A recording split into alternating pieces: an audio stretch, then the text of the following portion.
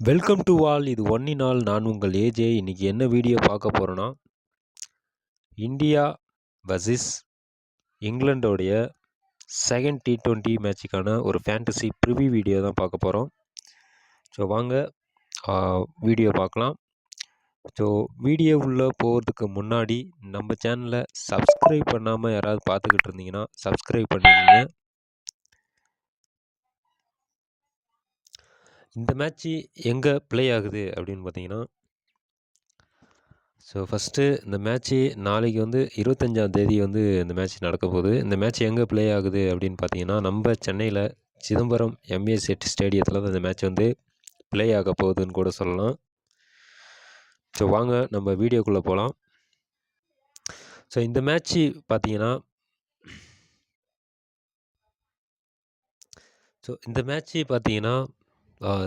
சிதம்பரம் ஸ்டேடியத்தில் தான் நடக்குது. இது ஓவராலாக இப்போது பிச் ரிப்போர்ட்டுன்னு பார்த்தீங்கன்னா, அதில் பெருசாக கன்சிடர் பண்ண முடியல. எங்கே பார்த்தீங்கன்னா ஓவராலாக இப்போ ரீசெண்டாக 2 மேட்ச் நடந்திருக்கு. ஸோ அதில் பேட்டிங் ஃபஸ்ட்டு ஒரு முறையும் பேட்டிங் செகண்டு ஒரு முறையும் வின் பண்ணியிருக்காங்க. ஆவரேஜ் ஸ்கோரு ஃபஸ்ட்டு 174,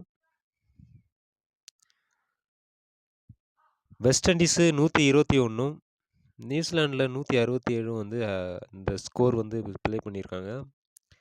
150லேருந்து 169 வரலையும் ஒரு முறையும், 170லேருந்து இது பார்த்தீங்கன்னா இப்போது இன்டர்நேஷ்னல் மேட்ச்சு பொறுத்தவரை இந்த ரெக்கார்டு. ஸோ இது பெருசாக மேட்சுகள் ப்ளே ஆகலை. ஸோ அதனால் இந்த ரெக்கார்டில் இருக்குது. நம்ம டொமஸ்டிக் T20 மேட்சஸ் நம்ம கவர் பண்ணியிருக்கோம், பாருங்கள். இதில் ஃபஸ்ட்டு பேட்டிங் பண்ணக்கூடிய டீம், அதாவது 140 மேட்ச் டோட்டலாக இங்கே நடந்திருக்கு ரீசெண்டாக. ஸோ இதில் பார்த்தீங்கன்னா இப்போது ஓவராலாக 140. ஸோ இதில் batting first 72, batting second 66,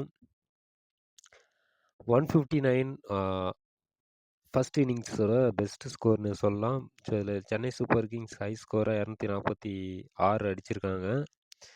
so இதில் பார்த்தீங்கன்னா இப்போது நம்ம எந்த ஸ்கோர் வரலையும் எக்ஸ்பெக்ட் பண்ணலாம் அப்படின்னு பார்த்தீங்கன்னா, எனக்கு தெரிஞ்ச வரையும் இந்த 2 ஸ்கோர் இந்த மேட்ச்சில் வர்றதுக்கு அதிகபட்சமான சான்ஸ் இருக்குது.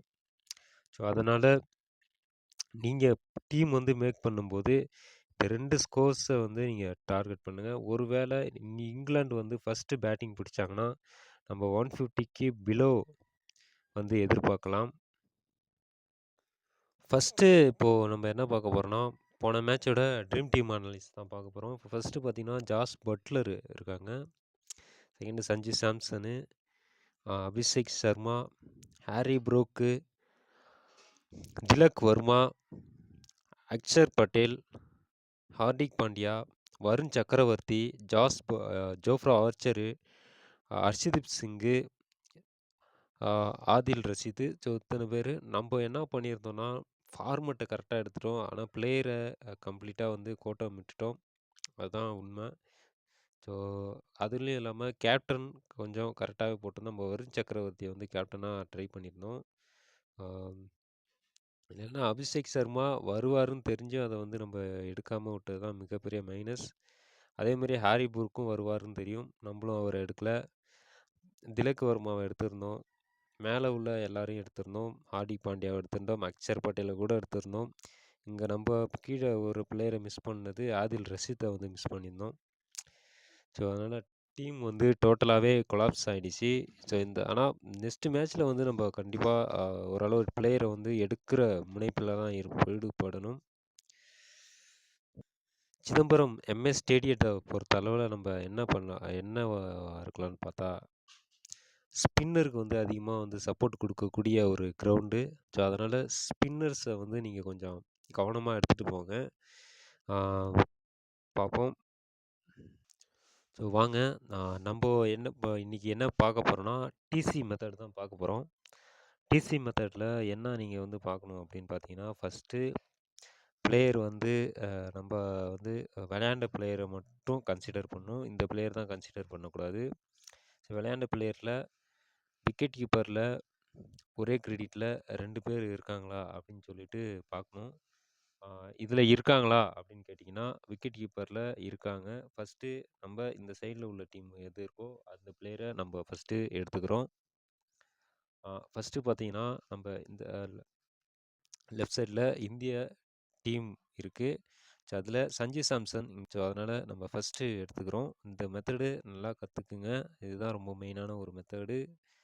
நம்ம வந்து மெத்தடு வந்து சொல் எந்த இதுலயும் சொல்லியிருக்க மாட்டோம். இதுதான் ஃபைனலும் கூட. இந்த வீடியோவோட மெத்தட் தான் ஃபைனலும் கூட. எதுலயும் சொல்ல மாட்டோம். பார்த்துங்க. சஞ்சு சாம்சனை வந்து நம்ம எடுத்திருக்கோம்.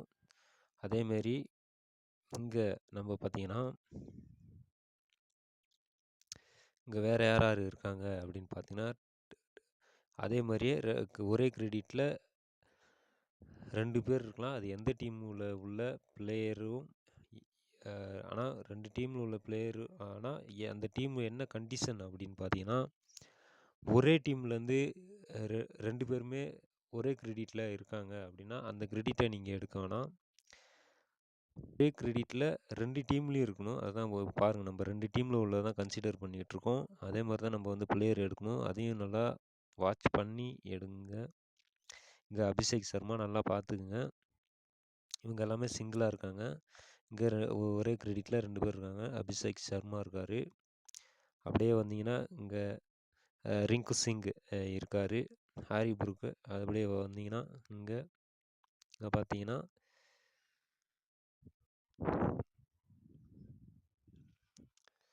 ஸோ இப்படியே கிரெடிட் அப்படியே தேடுங்க நீங்கள். பாருங்க, அப்படியே எடுத்துகிட்டே வாங்க. பிளேயர் இருக்காங்களா அப்படின்னு சொல்லிட்டு பார்த்துட்டே வரணும்.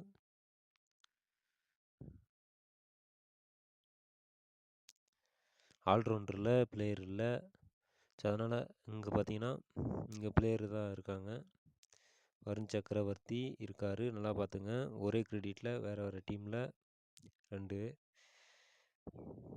ரவி பிசனாய். ஸோ பாருங்கள், இதுதான் நம்ம வந்து எடுத்துக்கிற பிளேயரு. ஓகேங்களா? இப்படி தான் செலக்ட் பண்ணணும். ஸோ அடுத்தடுத்த செலெக்ஷனில் சொல்ல மாட்டோம். ஓகேங்களா? இது வந்து ஒரு சைடு. என்ன ஒரு சைடு அப்படின்னு பார்த்தீங்கன்னா, ஒரு கிரெடிட்டில் ஒரே டீமில் 2 பேர் இருந்திருக்காங்க. அதில் ஒரு சைடு மட்டும் நம்ம எடுத்திருக்கோம். அது இந்தியா சைடு மட்டும் எடுத்திருக்கோம். லெஃப்ட் சைடில் உள்ள டீமில் உள்ள பிளேயரை மட்டும் நம்ம வந்து கன்சிடர் பண்ணியிருக்கோம். இதில் நீங்கள் முக்கியமாக பார்க்க வேண்டியது என்னன்னு பார்த்தீங்கன்னா, போன மேட்ச்சு வந்த பிளேயர் லிஸ்ட்டை நீங்கள் கவனமாக அதில் வந்து எடுத்துக்கணும். போன மேட்ச்சு வந்து டிடி வந்த பிளேயரு அபிஷேக் சர்மா, சஞ்சு சாம்சன், அர்ஷதீப் சிங்கு, வருண் சக்கரவர்த்தி. இவங்க எல்லாருமே வந்து போன தடவை ட்ரீம் டீம் வந்த பிளேயரு. ஓகேங்களா? அது மட்டும் இல்லாமல் இவங்க எல்லாருமே இப்போது ஹை பர்சன்டேஜில் இருப்பாங்க. அதையும் பார்த்து இப்போ செக் பண்ணணும் நீங்கள். இப்போ பார்த்தீங்கன்னா, இப்போ நான் ரவுண்ட் பண்ணியிருக்கேன் இல்லைங்களா? ஸோ இந்த பிளேயர் எல்லாருமே போன மேட்ச்சு, அதாவது இந்த இப்போது இருக்கிறதுல ஹை பர்சன்டேஜில் இருக்கிற பிளேயரு. ஹை பர்சன்டேஜ்லாம் ஒன்றும் இல்லை. அதாவது வந்து 75க்கு மேலே, அதாவது 75க்கு மேலே 100க்குள்ளே. ஓகேங்களா? அவங்க மட்டும்தான் ஹை பர்சன்டேஜ் பிளேயரு. லோ பிக்கு அப்படின்னு சொல்கிறது வந்து 0 to 25. 0 to 25ல் இதில் யார் இருக்காங்க அப்படின்னு பார்த்தீங்கன்னா, இந்த 2 பிளேயர் தான் இருக்காங்க. நல்லா நோட் பண்ணிக்கிங்க. 0 to 25ல் இந்த 2 பிளேயர் தான் இருக்காங்க. ஸோ இதில் போன மேட்ச்சு வந்த பிளேயரு யார் யார் அப்படின்னு சொல்லிட்டு நம்ம பார்த்தோம்னா, போன மேட்ச்சில் அர்ஷதீப் சிங்கு, வருண் சக்கரவர்த்தி, அபிஷேக் சர்மா, சஞ்சு சாம்சன் இவங்க எல்லாருமே வந்திருந்தாங்க. ஸோ போன மேட்ச்சில் இவங்க எல்லாருமே வந்திருந்தாங்க.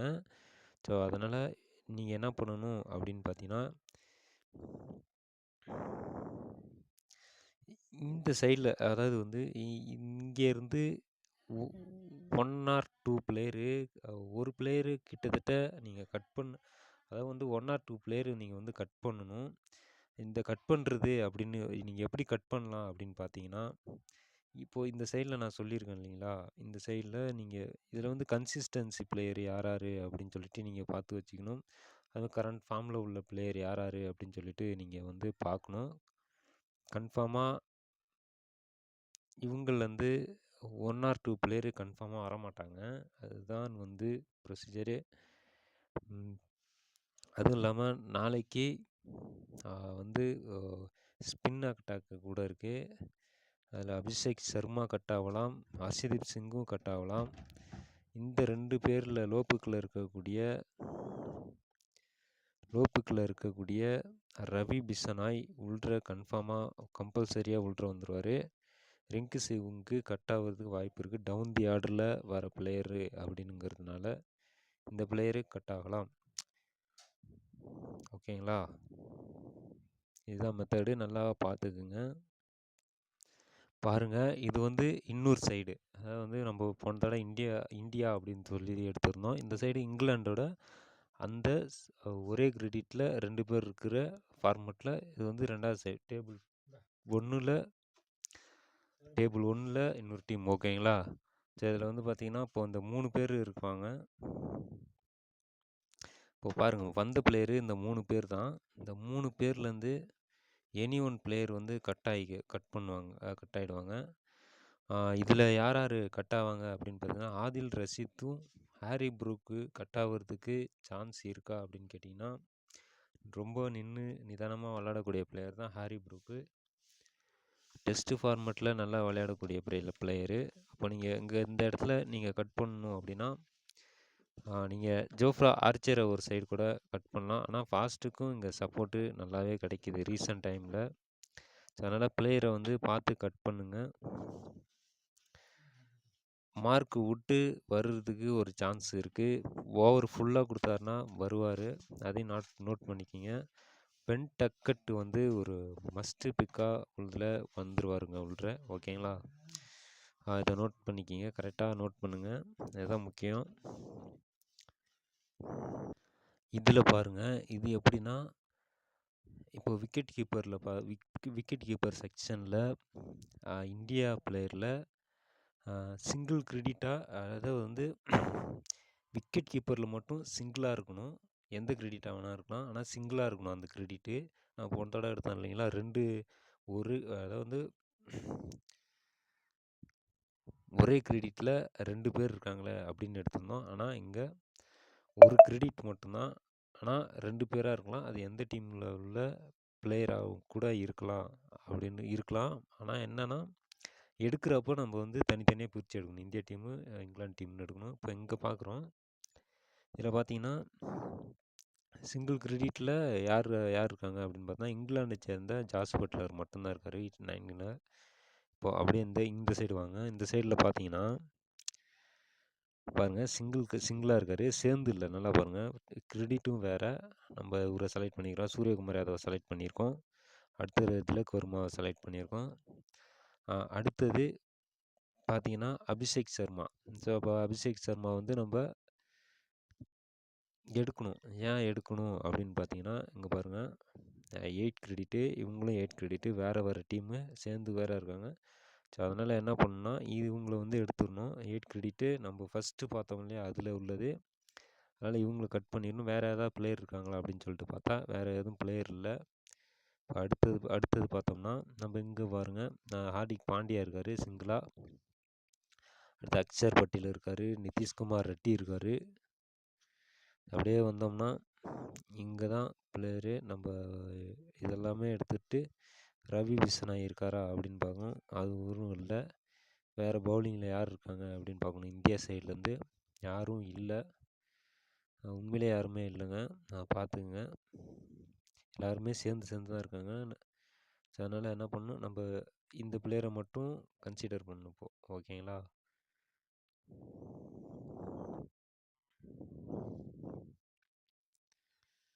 கொஞ்சம் செக் பண்ணிக்கிங்க கரெக்டாக இருக்கா அப்படின்னு சொல்லிட்டு.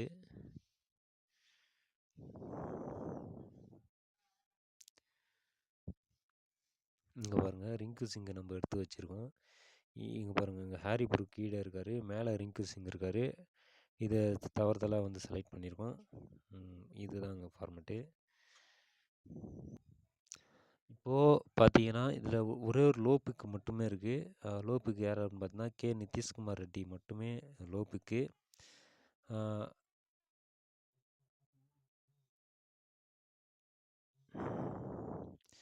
இதில் பார்த்தீங்கன்னா இப்போது லோப்புக்கு யார் இருக்காங்க அப்படின்னு பார்த்தீங்கன்னா,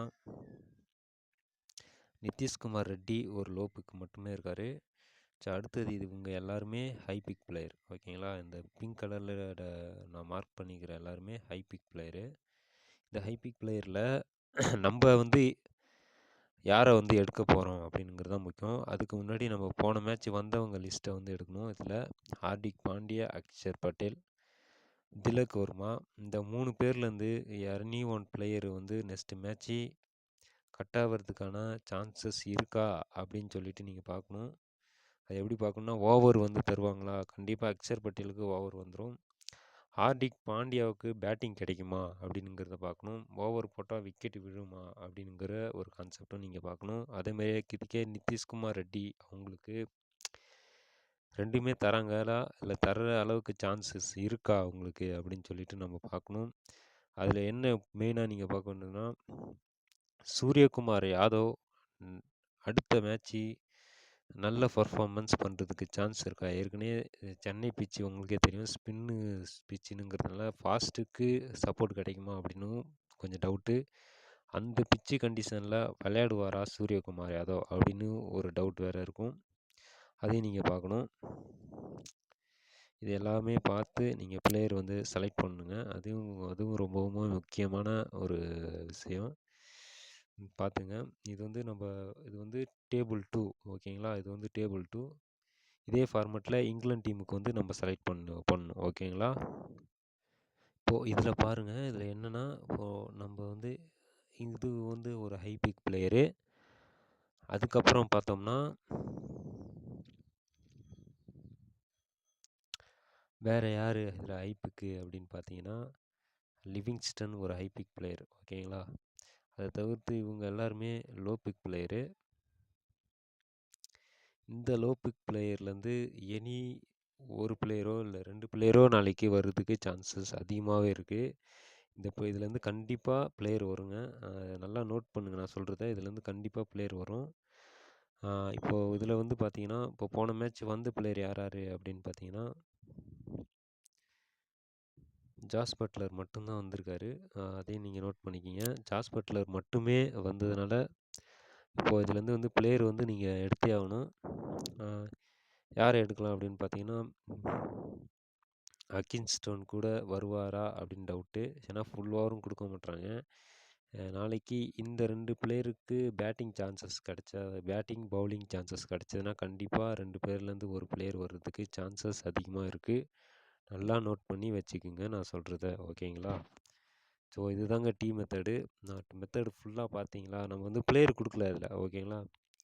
பிளேயர் வந்து ஏன் கொடுக்கல அப்படின்னா, அந்த மெத்தடுக்காக தான் நம்ம கொடுக்கல. அந்த மெத்தடை நீங்கள் கரெக்டாக கற்றுக்கணும். ஓகேங்களா? நல்லா கற்றுக்கிட்டு ஸோ அதுக்கப்புறம் நீங்கள் வந்து டீம் போடணும். ஸோ நம்ம அடுத்தது என்ன பார்க்க போகிறோன்னா, ஃபுல் ஓவர் யார் யார் கம்ப்ளீட் பண்ணியிருக்காங்க, போன மேட்ச்சில் யார் யார் ஃபுல் ஓவர் கம்ப்ளீட் பண்ணியிருக்காங்க அப்படின்னு தான் பார்க்க போகிறோம். வாங்க பார்க்கலாம். இப்போது இந்த போன மேட்ச்சில் யார் யார் ஃபுல் ஓவர் இங்கிலாந்து சைடில் கம்ப்ளீட் பண்ணியிருக்காங்கன்னா, ஜோஃப்ரா ஆர்ச்சர் கன்ஃபார்மாக ஒரு பிக்கு. ஓகேங்களா? இதில் வந்து பார்த்தீங்கன்னா, மார்க்வுட்டுக்கு தான் வந்து ஓவர் வந்து கொடுத்துருக்காங்க. அதுக்குள்ளே வின் ஆகிட்டாங்க டீமு. எல்லாம் அவர் வந்து ஃபுல் ஓவர் கம்ப்ளீட் பண்ணியிருப்பார். ஸோ நாளைக்கு இந்தியா ஃபஸ்ட்டு பேட்டிங் பிடிச்சதுன்னா மார்க்வுட்டை தான் நீங்கள் கொஞ்சம் லிஸ்ட்டில் வச்சுக்கலாம். ஸோ மற்றபடி எல்லாருமே ஒரு ஓவர் தான், கணிசமான ஓவர் தான் கொடுத்துருக்காங்க. இப்போ அடுத்தது ஹர்ஷ்தீப் சிங்குக்கு 4 ஓவர் கொடுத்துருக்காங்க. ஹார்திக் பாண்டியா கம்ப்ளீட்டாக 4 ஓவர் போடுறாரு. வருண் சக்கரவர்த்தி 4 ஓவர் போடுறாரு. அதுக்கப்புறம் அக்ஷர் பட்டேல், ரவி பிஷ்னாய். நாளைக்கு Ravi Bishnoi must pick, note பண்ணி வச்சுக்கோங்க. ஸோ அதேமாரி அக்ஷர் பட்டேல் நாளைக்கு வருவாரா அப்படின்னு ஒரு டவுட்டு இருந்தாலும் நீங்கள் நோட் பண்ணிங்க. ஏன்னா ஸ்பின்னு நல்லாவே சப்போர்ட் பண்ணும். ஹர்ஷ்தீப் சிங்கு பாருங்கள், ஹார்திக் பாண்டியாவுக்கு 4 ஓவர் கம்ப்ளீட் பண்ணுறாரு. அதனால் நீங்கள் கண்டிப்பாக நீங்கள் செலக்ட் பண்ணிக்கலாம். இன்றைக்கி பார்த்த அந்த டீம் மெத்தட் வந்து உங்களுக்கு புரிஞ்சிருக்குன்னு நம்ம நினைக்கிறேன். ஸோ புரிஞ்சிருந்தா நம்ம சேனலை சப்போர்ட் பண்ணுங்கள். நம்ம சேனல் பிடிச்சிருந்தா சப்ஸ்கிரைப் பண்ணுங்கள்.